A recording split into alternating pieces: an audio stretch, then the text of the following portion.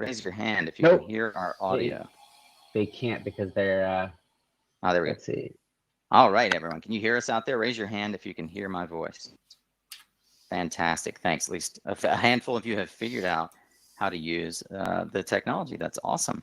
Welcome to, thanks, Jake. Welcome to the Midwest Solar Expo SunCast morning show. My name is Nico Johnson, and we will from time to time be trying to integrate some of these fancy hand movements, and I would encourage you all to do the same. Feel free to clap at any point if there's a particular topic of interest. I am joined here on stage by my friend Jake Rosemarin, who helped put this whole show together. Jake, as you well know, is one of the directors of the Midwest Solar Expo and also vice president at Antenna Group. We also have, to my right, your left, Mr. Brian Lynch, the director of solar and storage for LG, and just on the other side of Brian, my friend and yours here in the Midwest, the chief development officer of Impact Power Solutions, also known as IPS, Mr. Eric Pasi. Welcome to the show, guys. Hey, morning, Nico. Thanks. Good morning, everyone. Well, Jake, it's day 2 of the Midwest Solar Expo, and we're all really eager to hear from your perspective how things went yesterday and what your experience was, not only with this Verbella platform and the reactions that you got from the audience, but what were your general takeaways from the show yesterday? I think it was fun. I think people were, were happy to be a part of the, what I called yesterday on the show, the experiment. I think it was certainly interesting. We end up with close to 300 people registered and averaging about 120 people in the world at any point in time. So I think, participation has been really strong. That's something that's interesting about this show is, you kind of have the flexibility to go in and out, and, you can go back to some work emails when you need to, or, take a call when you need to, and, you're not tied down at a conference venue. So you're able to kind of make more with your time at the show. So, we're really pleased about that. I think technical issues were, something we were expecting, considering the fact that this is very new technology, but I think our team did a really good job managing those issues as they came up. And for the most part, I think everyone had a pretty seamless experience. So we're really pleased and excited for another jam-packed day. I think we had 40 speakers yesterday, something like that. And so, there was tons of really great content. I think the content was really strong. And, something that was interesting was normally at the conferences you have, people are in sessions, but there's tons of people kind of hanging around common areas and things like that. I think in terms of percentages, there's more people in sessions throughout the day than kind of hanging around public areas throughout the day, which was interesting. So I think that's a sign that the content was really strong and people were getting a lot out of the sessions. Yeah, I had a fun experience as well going over. There were some interesting conversations happening out in general public, and I ran into a friend I hadn't seen in a while, and I took advantage of something I had shared here on the show yesterday, which was around the soccer fields and several other locations around Verbella platform. There are private areas. Notably, if you see a blue circle around an area, then you can go in there with the confidence that folks outside that blue circle at least can't hear you. But I went into one of the rooms out just by, I think they're called the cabanas, right, Jake? That right beside the soccer field, and closed the door and was there for probably an hour, just having a catch-up conversation with an old friend in the industry. And I can't tell you how much that actually, how much joy that gave me in the day to have this quasi real engagement. This sort of, it felt like I was in the same room with this gentleman for the first time in many months. So I was really grateful for the chance to have that interaction. Hey, Eric, I know that you stuck around for a few of the sessions. Did you have any takeaways as a fellow Midwest local?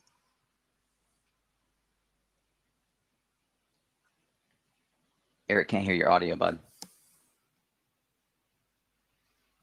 Oh, Eric, you're out. like he's muted right now. Eric's jumped out into the audience. Feel free to join us back on the stage. I actually did that once at a live conference. Eric, Yeah. is your audio working? Test 1. Yeah, All right, so we're having some issues with it Eric's was muted audio. a second ago. Looks like it's muted again now. Yeah. Oh. Well, we had fun here on the morning show yesterday, giving a rundown. We're going to do that again today. Hopefully, Eric will get his audio sorted. I know that he has some unique perspectives about life here in the Midwest as far as the boom that is happening in solar. The highlights for today are exciting. Of course, the exhibit hall opens in just about 20 minutes. That's the Solve Expo Hall. If you're looking over on the top left, the blue button there that says Go To, you can port to pretty much any place on the campus. Jake, how many exhibitors are in the Solve Expo Hall? I think we're at 16 or so exhibitors, maybe a few more. Yeah, 16 exhibitors in the Solve Expo Hall, mostly vendors, and then maybe a handful of nonprofits. I think it's interesting that, if you're in the software space, you do a software demo. We have a lot of hardware vendors that are in the Expo Hall too. So a little bit of a different experience for them, having to present virtually. I think this platform specifically, it was prohibitive this year to go and add 3D renderings of products, but that's something that we look forward to incorporating in the future, where you can actually have your product in the room with you. People can move the product around and really get to a better perspective on the look and feel of it. That's really cool. Hey, Ludo, by the way, we can hear you chatting there. So, can you all hear me? Hey, Eric, welcome back. Hey, can you hear me? Yes, absolutely, can hear. Hey, apologies about that. Yeah, I can maybe go back to a little bit of a recap of day one. For everybody's patience. I was really struck at the keynote during the lunch session. Dan Sugar had mentioned that there's already 66 gigawatts of solar in the MISO queue. And that is just an astronomical number. I've started with Impact Power Solutions back in 2007. And just the idea, I think back then, cumulatively, we had less than a gigawatt in the state, or less than a megawatt in the state. And now, obviously, the trend is meteoric. A couple of the other sessions that I thought were really good, DERs obviously are on the rise. The utilities and the ISO need to be in tune with end producers and prosumers in order for DERs to increase penetration. And so I thought that session in the afternoon was really good. And then I did stick around for microgrids with the Chicago Housing Authority and their Bronzeville Community Solar Project, Community Grid Project. I thought that was super interesting as well. And so I'm certainly looking forward to today and all the exciting content to follow. Fantastic. Well, we're excited to have a local. Well, let's see. Avatar's bumping around here, but we're excited to have a local from Midwest here on stage helping represent. Jake, I know that you've got to head out. Really appreciate you stepping in here. Jake's going to teleport over and get the Radiant REIT stage set up for the keynote, which is next up on our list. Thanks for joining us, Jake. Yes. Enjoy the rest of the morning show and looking forward to seeing everyone throughout the day. Make sure to come over and say hello. Love to get feedback from everyone. Have fun with the rest of the morning show. Indeed. Jake, where are you holed up most of the day? Just bouncing around? In here or in in real person? I've been mostly bouncing around. Sat in on a few sessions yesterday. Today I'm going to be doing the same, bouncing between sessions, helping troubleshooting issues, things like that. I'll be around. Well, one of the cool features that I use anytime I want to find Jake, and this is a pro tip for all of you users out there. We'll see you later, Jake. Appreciate you stopping by. Yeah. Is if you click on someone's name up in the up in that top left, where you can go to the same way you can sort of port to Radiant Reed Auditorium next for the keynote with CEO of Borrego Solar, Mike Hall. You can also click on anyone's name, and you may want to try this just for fun, but if you click on Brian Lynch, for example, and hit go to, or Jake Rosemarin, obviously, and hit go to, it will literally take you over to that person wherever they are in the world. So that's a pretty cool feature. What else is happening on the schedule today, guys? What are you excited about? We've got obviously Mike Hall, his 5 safety tips for riding the solar coaster. We're all pretty well familiar with the moniker, the solar coaster. I'm looking forward to hearing Mike. He's always a good speaker. Brian, what are you looking forward to? I'm looking forward to the Fast Talk sessions again. Those are running concurrently throughout the show, featuring industry practitioners giving expert advice on how to grow your professional career and business interests. I personally will be hanging out between 11 and noon Central in the virtual world. So if you want to find me and talk about LG or my views on kind of what's going on in the market, I'll be around. And I'm also very happy that the virtual world is not the real world, because if that teleport feature was present, my wife would always show up right next to me in the hammock when I'm trying to relax. That is fantastic. Well, I'm also grateful for that. We've got a number of networking breaks that you want to check out. Just look at the schedule, both on online and on the Bizabo app that you can download, which you can also find at MidwestSolarExpo.com. I mentioned the keynote, but we've also got several panel sessions taking place throughout the day. Apart from the Fast Talks, these panel sessions are more than 2 folks hanging out, or more than 1 person just talking about a specific topic. Includes topics like finance. That's going to be over in the Antenna Auditorium. Lots of conversations around CNI solar, energy storage is a big topic today. And even we've got NABCEP training. So if you're looking to scoop up a NABCEP credit or 2, there are a couple of options there for you as well. Eric, are you going to be hanging out over in the Solve Expo Hall anytime today? I'll be there between 12:30 and 1. I'm really I hopped over there yesterday, and I ran into a vendor, and it was so strikingly familiar, his avatar, to his actual persona, that it was insane. So had a good conversation with him. Please go and check out the vendors and connect with folks over there. It'll be a fun day. I'm curious, how many of you, like obviously the 3 of us on stage, obsessed in the dressing room when you first came in to set up your avatar? Raise your hand if you spent more than 3 minutes actually thinking about, does this look like me? Right? Yep, I see all the hands going up. I went in like 3 or 4 times changing clothes. It's hilarious to me how in this virtual world where the stakes are relatively low, we still want people to have this perspective that we are who we say we are, and our personality in some way sticks out. I see Brian Baxter there with a lime green shirt and a jacket, right? And the solar coaster guys from Hawaii, of course, walking on in flip-flops and shorts, sort of wearing the actual sort of physical presence of themselves. And I'm stoked to see actually Mike Hall joining us here. Of course, we're all going to be jumping over to your keynote later in the morning, Mike. And Mike's sporting his typical flip-flops and shorts, mostly his Corona quarantine outfit, I would dare say. We've got a fun show today for you, more Fast Talks in the afternoon. And of course, just like yesterday, the day will round out at about 3:45. So we hope to actually, the last networking session is 3:15 to 4. The last panel itself goes till about 3:15. So if you're hoping to jump back in and catch some of the show, you want to be back on campus before that last 3:15 panel closes down. So Eric, you talked a bit about a recap of the day and Dan Sugar's information. There's so much exciting activity in the Midwest. You've been working in this region for quite a while. I wanted to get a sense from you this morning.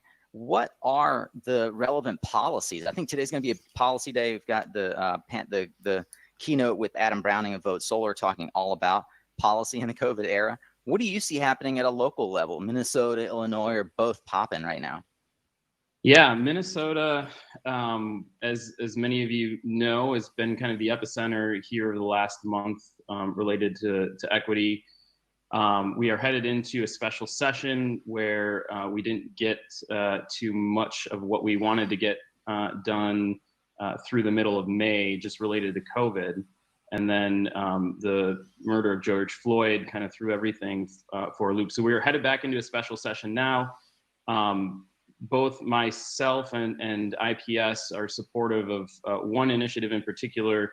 Jamez Staples, who's a resident of North Minneapolis, has been trying to get a training center built in that neighborhood. Currently, if you're a resident in North Minneapolis, you've got to travel 2 hours by bus in order to get training for to be a solar installer, and that's just not tenable. So he's looking for a grant, and we're supportive of that.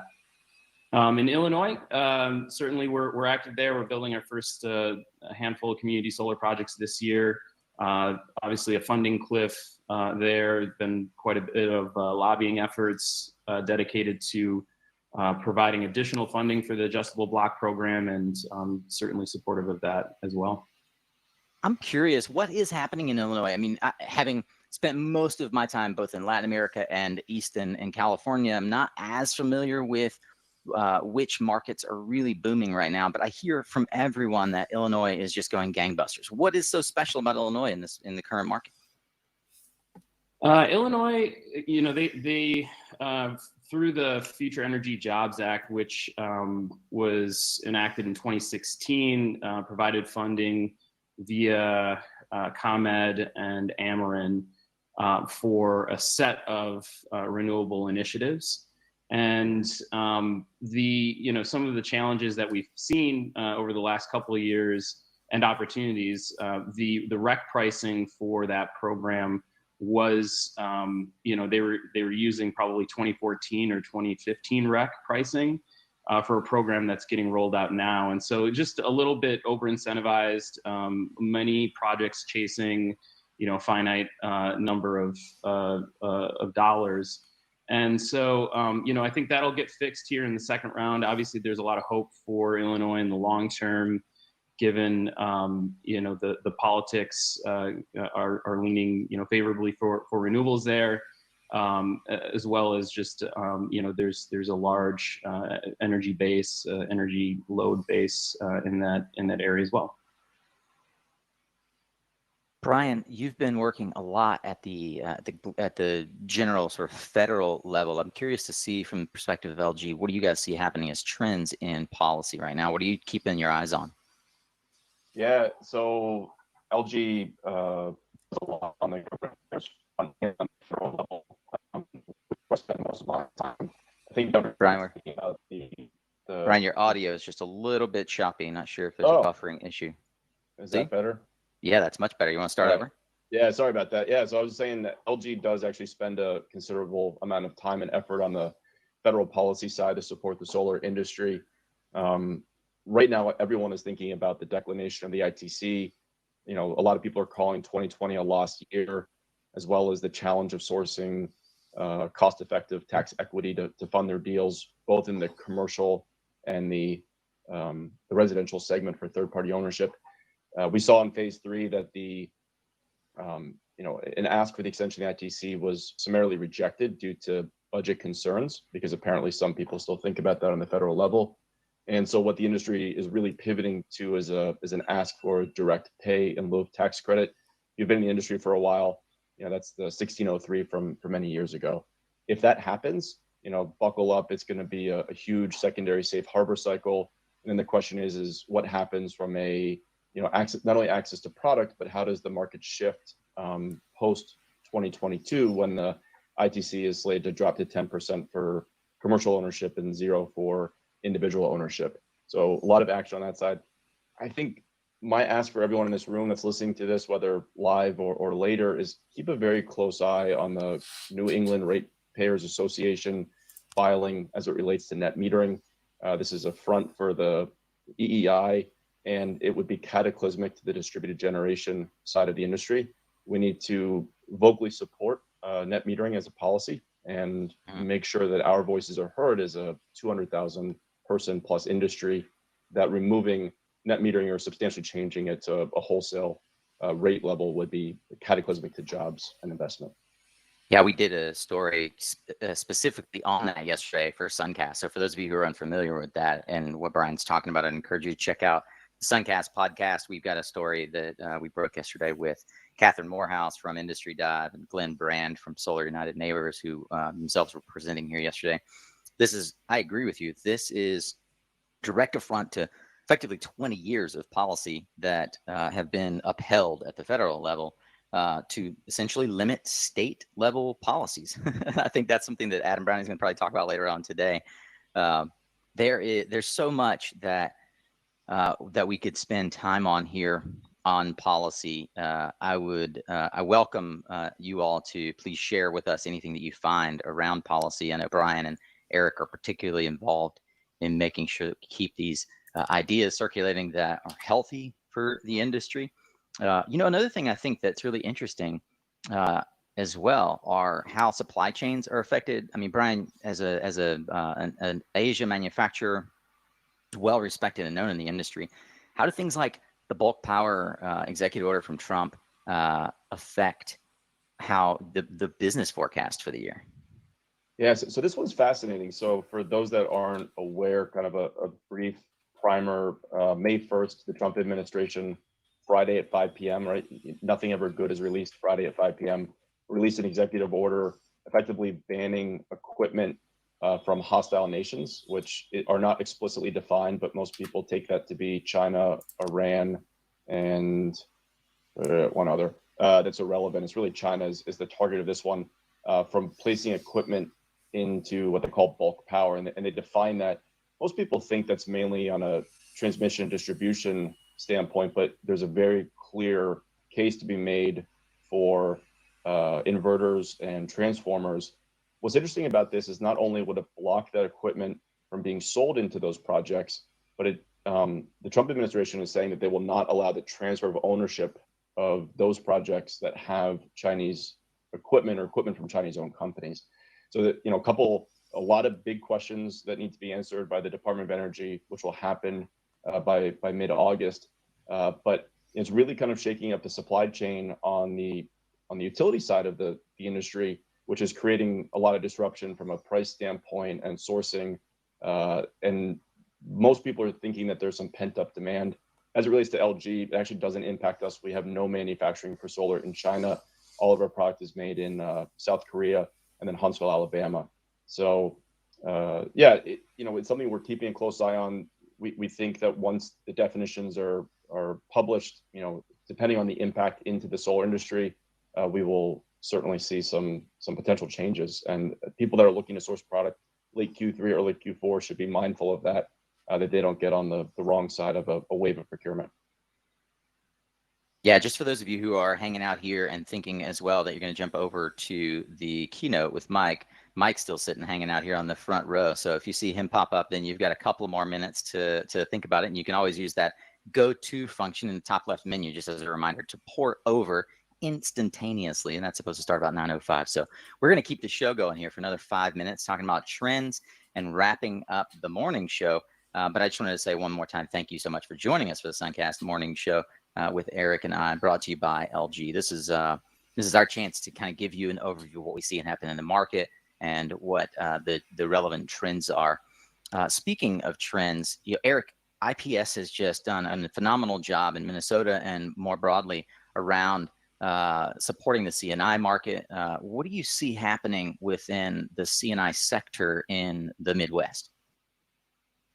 Yes, thanks for that question, Nico. And yeah, we've been blessed over the last few years to work with quite a few Fortune 500s, and certainly Minnesota has a disproportionate amount of Fortune 500s. We've seen clients really moving toward wanting more from their solar projects than just savings. So increased access for the community, if it's a community solar project, workforce development training, other support in marketing.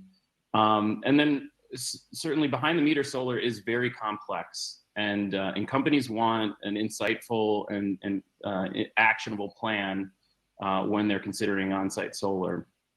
And we've also seen a continued interest in safe harbor obviously that drove a lot of strong demand for us in Q3 and Q4 of last year. We're going to see similar, if not higher numbers this year. And so I think the combination of those three things are really what we're seeing as driving the market forward. Yeah, Brian, LG has a well-established footprint as a provider of both module and storage solutions at the residential level. I'm not sure how much you guys are engaged in the C&I market. I'd be curious to hear that, but I'm also curious to see how is LG transforming as a company, not only through the pandemic period, but as our energy transition gains momentum. How's LG positioning? And what do you see as trends in the market that you guys are really trying to get ahead of? Yeah, so I'll answer the first part of your comment first. So about half of our production capacity is for 72 cell modules, both bifacial and monofacial. 420 watt modules, low degradations. So we are very active in we do very well in space constrained projects because of high efficiency.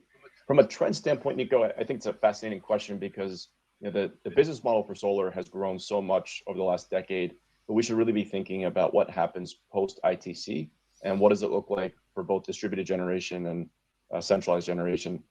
To me, it's all about smarter energy. Solar is phenomenal because the fuel is free, but the challenge is it doesn't work at all times. So it'll be the increased coupling of solar plus storage. We're already seeing that finally the storage industry is maturing kind of before our eyes. It feels like 2010 from the solar perspective. And then from LG, we're really focused on how we can get all of our devices that are deployed throughout buildings, whether they're homes or businesses or universities, to start talking together and operating in a load shed environment, TOU arbitrage. There's so many different things that you can do when you can get these devices to start working together. People know LG for appliances, beautiful TVs. We also make air conditioners, ESS, and all these kind of other elements to these building infrastructures that are big consumers of energy. And you'll see over the next 2 years, this idea that solar is just a foundational element to an intelligent energy ecosystem that enhances the user experience and also saves money and provides good services. It's such an exciting time as the advanced energy grid moves forward. There's also a lot culturally happening. I mean, Eric, you mentioned on top of the pandemic, what we're seeing nationwide from the riots and a lot of public activism around George Floyd and Black Lives Matter. It brings to mind for me that within our own community, there's a lot of need to have a discussion around equity, not just at a structural sort of personnel level, but around how do we get communities involved in environmental justice. You guys are involved in some programs in Minnesota. I'd love if you'd take some time to chat about that as well. Yeah, it's a very tricky subject. We as an industry, I think when we look inward, have done a really abysmal job, maybe not abysmal, but pretty poor job at least, of inclusion and equity just within our own sector. And I can be one of the first to admit that IPS, even though we do quite a bit in that space, it's not nearly enough. And so we are seeing, just from an overall standpoint, an increased interest in how can we foster growing talent and increasing diversity within our organizations. And I think we found a lot of we found that working with some of the grassroots organizations within our own communities has helped to galvanize our own workforce development and our own thoughts about environmental justice. So for instance, working with in our own chapter of Interfaith Power and Light, we've established or helped to establish a Just Solar Coalition, where we've got a set of ethos that we live by and other solar companies are living by in order to participate in projects that they help to originate. And then, also there are other local groups like a Soul Star program in North Minneapolis, and Sierra Club's climate parents who are helping to shepherd schools towards adopting 100% mandate. So all those things together, I think we can do a better job, and I think we're starting to take steps in that direction. Yeah, fantastic. I know everyone just saw the all-world message. Mike Hall's keynote is going to be starting here in a couple of minutes. We'll wrap here in the next minute. I'd love to hear you guys' thoughts on what does if Q2 was, we'll call it the recovery, Q3 is maybe us resuming normal life again in some ways. Where do we see the rest of the year? What do we have to look forward to Q4 or maybe out even to 2021? Brian? My solar 8-ball kind of rolled off my desk a couple of years ago and cracked. So I'm a horrible prognosticator for solar. Yeah, I think we're going to see a lot of pent-up demand kind of break free. Obviously, if you're trying to finance a C&I project, there's an open question of who is bankable at this point, including municipal projects. It's a very challenging space. Residential demand remains very strong. People are looking to put their money into their home. They're kind of front and center, seeing very high utility bills, and it's causing them to now move forward the purchase decision that was otherwise pent up. Beyond this year, I talked about the strong safe harbor cycle that will happen next year, and there's a lot of open policy issues that we all need to be very focused on that could swing the market dramatically one way or the other. And then, of course, the election coming up in November, that will create a new set of variables we have to contend with. So solar is all about change. I think we thrive in it, and that's why we love this industry.